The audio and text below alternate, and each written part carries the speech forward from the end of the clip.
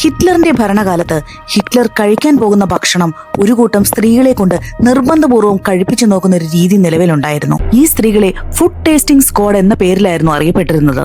ഹിറ്റ്ലറിന്റെ ഭക്ഷണത്തിൽ ഏതെങ്കിലും തരത്തിലുള്ള വിഷം കലർന്നിട്ടുണ്ടോ എന്ന് അറിയാൻ വേണ്ടിയാണ് ഈ ഫുഡ് ടേസ്റ്റിംഗ് സ്ക്വാഡിനെ നിലനിർത്തിയിരുന്നത്. ഈ സ്ക്വാഡ് എപ്പോഴും ഹിറ്റ്ലറിന്റെ പട്ടാളത്തിന്റെ ശക്തമായ സുരക്ഷാ വലയത്തിനുള്ളിലായിരിക്കും. ഈ സ്ത്രീകൾ ഭക്ഷണം കഴിച്ച് 1 മണിക്കൂറിന് ശേഷം മാത്രമേ ഈ റൂമിൽ നിന്ന് പുറത്തു കടക്കാൻ അനുവാദമുള്ളൂ.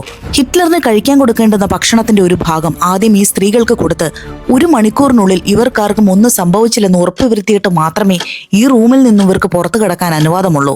അവരുടെ ഭാഗ്യത്തിന് ഈ സ്ക്വാഡിലെ ആർക്കും തന്നെ പ്രത്യേകിച്ചൊന്നും സംഭവിച്ചിരുന്നില്ല.